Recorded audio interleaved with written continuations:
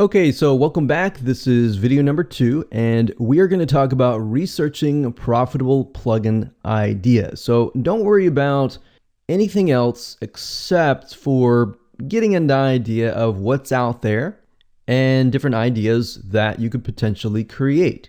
Now, obviously, if you already have a plugin in mind, you probably could skip this video, but it's a good video to watch just in case you decide to have another idea in the future.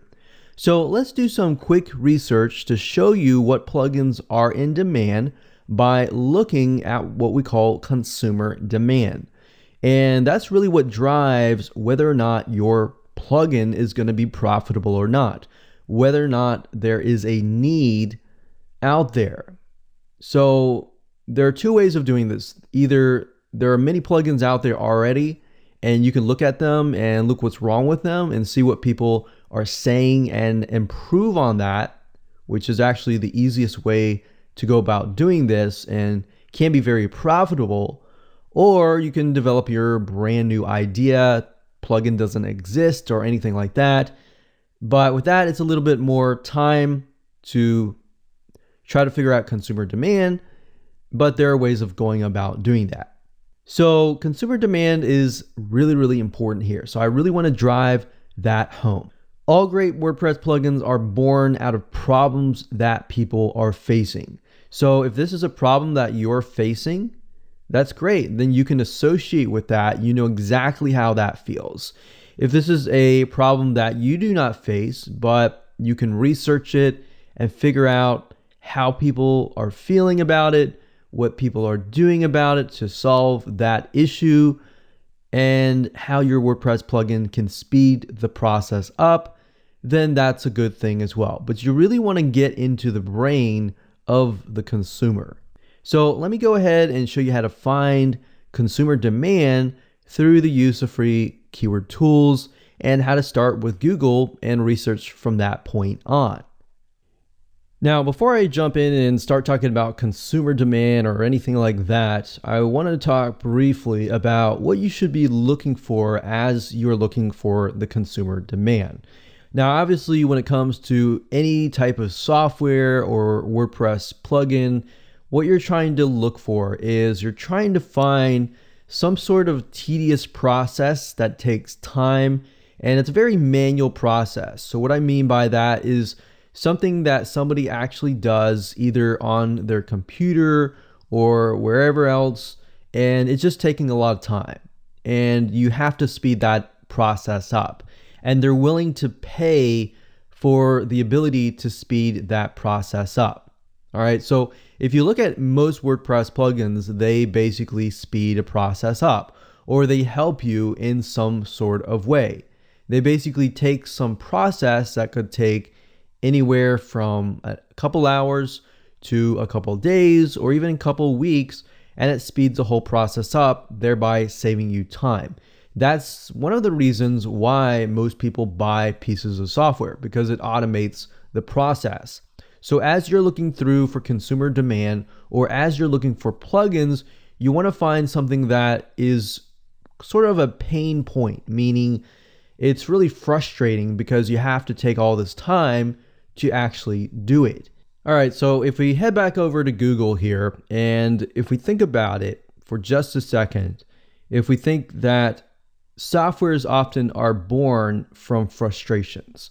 So you can go to Google and type something like top frustrations and let Google complete it for you, such as top frustrations in life, top frustrations at work, top frustrations in gaming. So you could think about something you enjoy yourself or something that you have done that takes time on the computer and you want to speed the process up.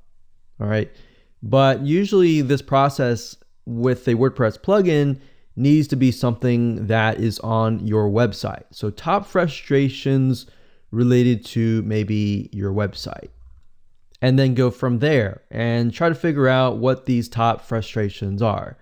So if you just take some time to just go through the articles, so let's open up these here.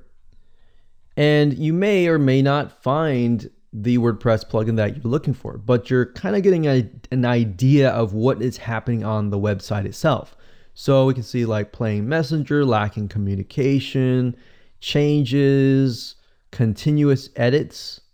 So maybe you could develop a WordPress plugin around that.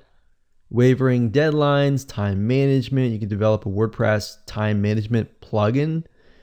You can go through here. We can go to a different article here. So this is Quora, and we see this guy says providing high quality fresh content. Maybe you could develop a plugin that pulls in YouTube videos or content curation to make it so it's easy for people to develop content. Or maybe you can develop something that allows them to create fresh articles really, really fast without plagiarizing, of course.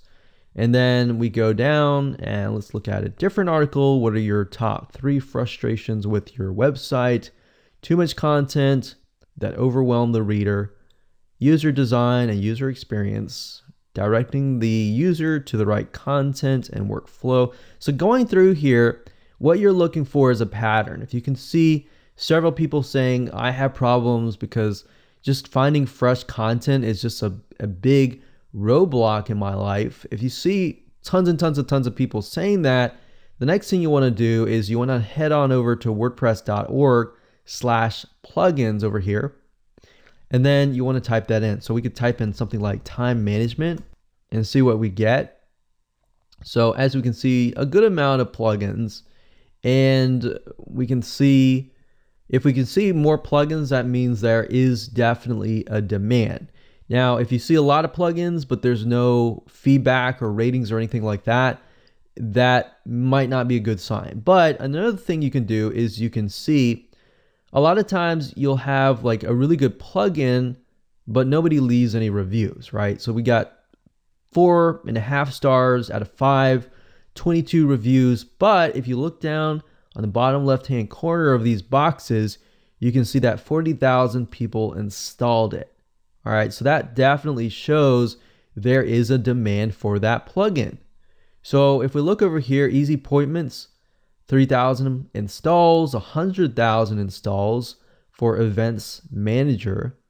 So we can see the demand by looking at wordpress.org/plugins. But Jetpack here is obviously created by WordPress. So obviously they have 3 million active installs. So that means that 3 million people installed it on their WordPress site.